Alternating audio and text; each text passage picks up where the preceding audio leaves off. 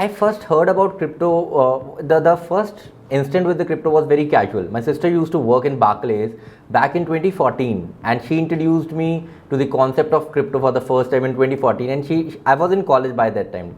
So she told me, okay, just look into things. This is the new internet fad or something. Just look into it. I read a lot of things about it, and I understood mining. So I thought, let's set up mining in my hostel room, because electricity is free in my hostel room, and we'll have at that time we'll have unlimited internet bandwidth in my college. So I'm a PEC graduate.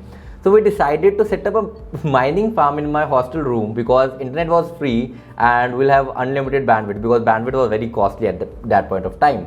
So we didn't do it. But yeah, that was my first encounter, and a very casual one. I got busy with my studies, with my entrepreneurial career. I started quite a apparels after, and I forgot about crypto. It was 2017 when the early 2017 when the hype of crypto games started in India, and everybody was talking about it. At that point of time, I took crypto as a serious subject, and I invested the money from my entrepreneurial journey. That was the first time when I took crypto seriously. It was early 2017. We entered into the market and we made a lot of money, as like everybody else, because everything was pumping, right? So market was euphoric and everything was going over the head, and we were again euphoric, like we were like, this is very easy money and you all can make money. But that by the end of 2017, and the bear market started in 2018. At that point of time, we faced various losses. But fortunately, I met my mentor. He was from Google and he came back to India recently. And he was into crypto, seriously into crypto from 2014 and 2015. So he taught a lot of things about the crypto in the very first place. And afterward, what I did was I read certain books that, for example, how Bitcoin worked, or what the basic white paper of Bitcoin, basic white paper of Monero, Ethereum, or understanding Bitcoin mining, the Bitcoin standard. I read all these books and white papers to understand the concept, the basic philosophy behind cryptocurrency. It was that time that I understood the concept of monetary system, the fiat monetary system, and how barter system worked, and how blockchain is really important in our financial system, and how this can be the next big thing. When you read about a lot of things, you try to understand it, and that's when my analysis skills, my fundamental analysis skills were in place, so that I can make good bets. From that point of time, I made good returns from trading in the bear market also, and I was doing very well. But again, the FinStreet journey started when I thought that, okay, now it's time to go and teach people about it, because people were facing a lot of losses. I have met people who sold their houses in 2017 to invest in crypto, and they were all here and there invested in all the scams and everything, and how people how miserable their life was after investing into crypto. So I didn't want that. This is a novel project. This is a technology that can transform the world. So something which can transform the world should not be responsible for the complete disaster for some people. So there should be a checking mechanism, a learning platform where people can learn about it before getting all into it. So we are working into that.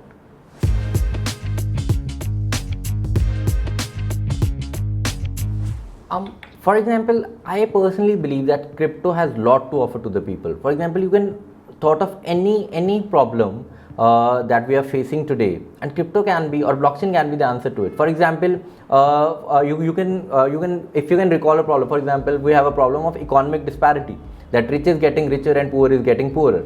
So in crypto, the inflation is controlled, and inflation, the new coins go to someone who is giving mining or the computing power to the network to secure it, and it's decentralized, and in anywhere world you can get that coins. For example, if RBI is printing new notes, it's keeping all those notes with himself or the government, right? So the system is decentralized, and we can actually reduce economic disparity with it. Or you can think of any other problem. Crypto or blockchain can solve most of the problems that centralized system faces today. So that's the learning, that it's not just the monetary part, but if implemented properly, it can solve almost all the problems globally. Financial system is the first problem, or remittance is the first problem that crypto is solving these days. But in future, for example, we have Ethereum and working with all the DeFi ecosystem, so we can solve a lot more problems in the future. So yeah, that's my learning, that if technology is implemented in the right way, then you can solve almost all the problems. It's crux of it.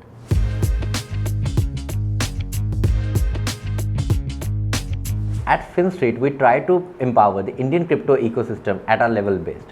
We have created a news portal on YouTube website where people can come and get aware about what's happening in the Indian crypto ecosystem. We have created a price discovery platform called hodleninfo.com where you can compare the prices and encash the arbitrage opportunities between the various exchanges. We have also created a virtual trading platform called Crypto Trainer so that people can train themselves before getting into crypto right away. So I'm a crypto entrepreneur who is into this ecosystem for last 5 years. I've been an investor, entrepreneur, a creator and a problem solver in the crypto ecosystem.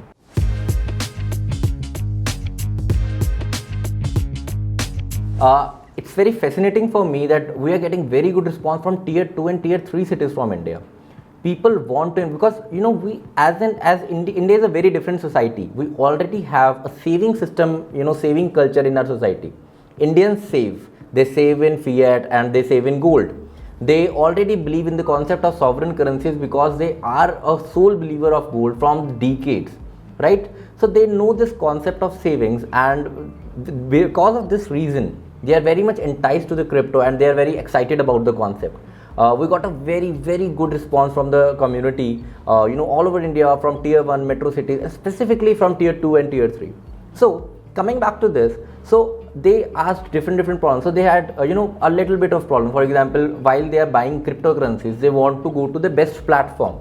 They want to compare the rates on all the Indian cryptocurrency exchanges because there are arbitrage opportunities between Indian exchanges. So we created a platform called hodleninfo.com where they can compare all the prices among Indian cryptocurrency exchanges so that they can avail that arbitrage opportunity while buying or selling a particular cryptocurrency. Then there were problems that people went into trading directly with the real money and they lost all their money. So we created a platform called Crypto Trainer. We recently launched it where they can do mock trading in INR so that they can have an idea of the market volatility and they can do virtual trading with virtual money so that they don't lose the actual money at the end of their trade, and they can know how can they trade, what is their trading strategy. So they can figure out all this with Crypto Trainer. So that's our second product. We launched an edtech platform completely, where we have 2 courses for cryptocurrency, Crypto Night and Crypto Next, which help people with all their basic needs when they are setting up for crypto and they're starting up. From the privacy needs to how to set up a wallet, how to use exchanges. Thankfully, WazirX is a partner and Nichal has been very helpful in all this in our courses. So we have an edtech platform in place. We are building another ecosystem for new crypto entrants or the native crypto users. We regularly post news and updates on our YouTube channel, and we try to educate and aware people about different cryptocurrency projects via our short video platform. We have a wide audience, approximately 3 to 4 million people follow us on different short video platforms across India. So we try to aware them about the projects or the scams.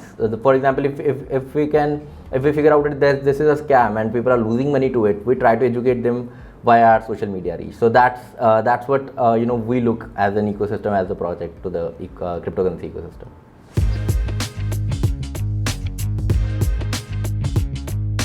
So you have to go back to our roots. For example, in India, we always used to believe in an equitable system, a decentralized system, right? So we always gave power to the people in India so that they can exercise their freedom rights, and we had a strong financial system in India. So gold was part of our journey. If you can look into the Hindu mythology, you'll see that gold is a huge part of it, and it's a sovereign currency. And today, Bitcoin is known as digital gold. So it's just digitalization of a sovereign currency. So as an Indian, we already believe in the concept of sovereign currencies and the saving culture, that we should have our own savings rather than, in Western countries, people rely on their governments to provide them security for their, elder age or pensions. But in India, on the contrary, we believe in our own savings, and, there's a huge saving culture that we try to incept into our children, that we get inherited from our parents, right? So we already have this. So if you combine these two concepts, the belief in the sovereign currency system and the saving culture habit, so this can be a perfect answer for the cryptocurrency savings if you can figure it out that the digitalization is already in place.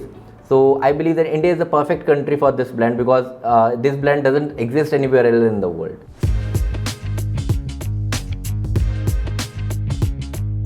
The biggest hurdle is this only, that people, there's a huge cycle of greed and fear. People tend to fell into that cycle, and they'll follow their greed cycle, and they'll invest into something which doesn't make any sense, which tokenomics don't make sense, the project doesn't exist.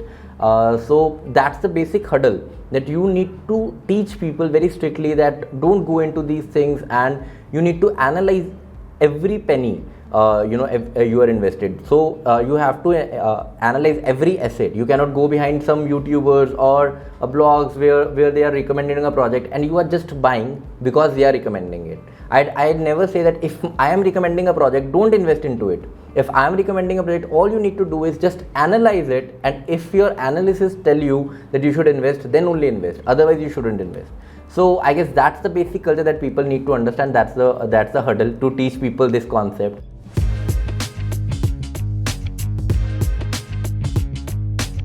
For example, you should always check your sources. For example, from what sources they are floating from. If they are floating from FinStreet or WazirX or any other reputable platform in India, we have a lot of platforms that are doing a great job, right? Crypto Kanun is doing great job. So if they are coming from a good platform, then only you can use it. If they are not coming from a reputable platform, just ignore it, right? So that's what we do. That's what we recommend to our users. So for example, if you hear about a fad from a certain project, confirm it from their Twitter handle. If it's not there on their Twitter handle, it can be a fad. It can be somebody is trying to incentivize on your knowledge or the lack of knowledge.